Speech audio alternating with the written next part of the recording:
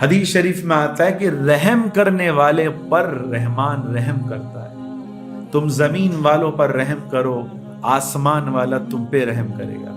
آج قصص الحدیث سیریز میں سے 23ویں اسٹوری، 23واں واقعہ پیش خدمت ہے۔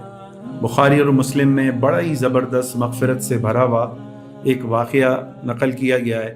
اللہ کے نبی صلی اللہ علیہ وسلم نے ارشاد فرمایا کہ ایک شخص سفر میں جا رہا تھا، میں مفہوم عرض کر رہا ہوں، تو اس کو پیاس لگی تو اس نے سامنے جو ہے کنویں کی تلاش میں آگے چلتا چلا گیا۔ جب اس کو کنواں ملا تو وہ کنویں میں اترا اور جو ہے کنویں میں اتر کر اس نے پانی پیا اور باہر نکلا۔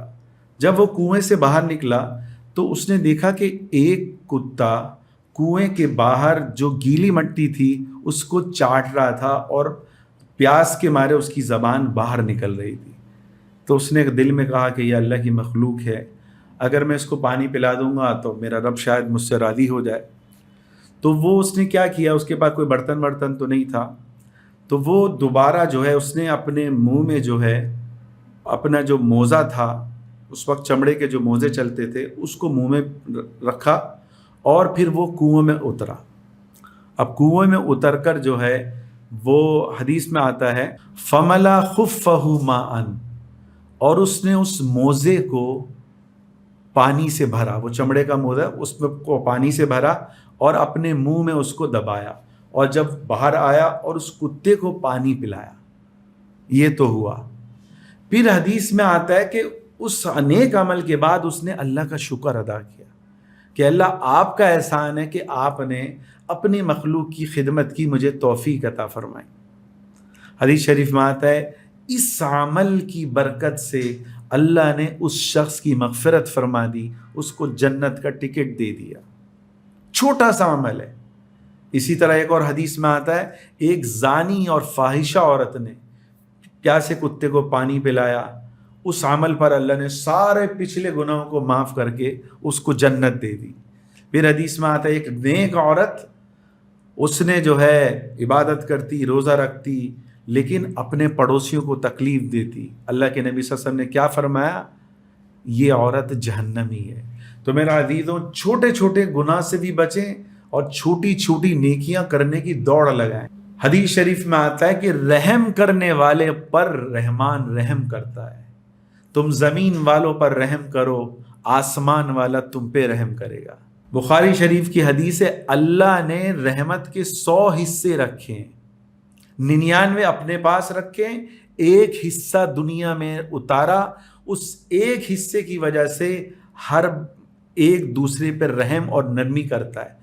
حتیٰ کہ فرمایا کہ جانور بھی اپنے بچے کو جو ہے تکلیف سے بچانے کے لیے جو حرکت اسے دیتا ہے وہ بھی اسی رحم کی وجہ سے ہوتی ہے۔ اندازہ لگائیں آخرت میں اللہ کی کتنی رحمتیں برس رہی ہوں گی۔ امام غزالی رحمۃ اللہ علیہ لکھتے ہیں آخرت میں جب ابو بکر صدیق کا اعمال نامہ اللہ کے سامنے پیش کیا جائے گا تو اللہ کا غصہ ٹھنڈا ہو جائے گا، اور اللہ کی پھر اتنی رحمت برسے گی کہ شیطان کو بھی امید ہونے لگے کہ شاید آج میری بھی بخشش ہو جائے۔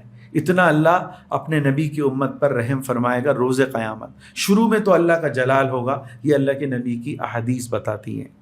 ایک حدیث میں آتا ہے اگر تم بکری پر رحم کرو گے اللہ تم پر رحم کرے گا، اور دوسری حدیث میں آتا ہے جو رحم کرے گا اگرچہ پرندے کا بچہ ہی کیوں نہ ہو، اس کو پانی پلا دیا، چارہ دے دیا، یا جو ہے گھر کے باہر جو ہے کیا کہتے ہیں 2 برتن رکھ دیے، ایک پانی کا اور ایک باجرے کا۔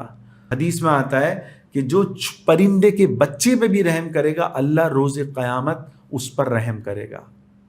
تو بھائی بخشش کے لیے تو اللہ نے بڑی ہمارے لیے آسانی کر دی، پھر بھی ہم اپنی بخشش کا سامان اکٹھا نہ کریں تو ہم سے بڑا انٹرنیشنل بے وقوف کوئی بھی نہیں ہے۔ ایک حدیث میں آتا ہے جس نے کنواں کھدوایا اس سے جنات، انسان، پرندے، جانور، چاروں کا لفظ آتا ہے، جو بھی اس سے پانی پیے گا قیامت کے دن اس کو اجر ملے گا۔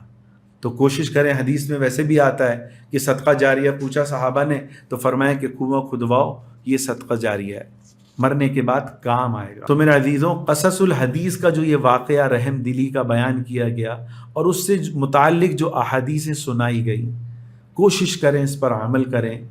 اور اگر آپ چاہتے ہیں کہ آخرت میں آپ کی برکت سے ہزاروں لوگ یہ عمل کر رہے ہیں اور آپ کے کھاتے میں لکھا جائے، تو کوشش کریں ان احادیث کو، اس واقعے کو زیادہ سے زیادہ شیئر کریں۔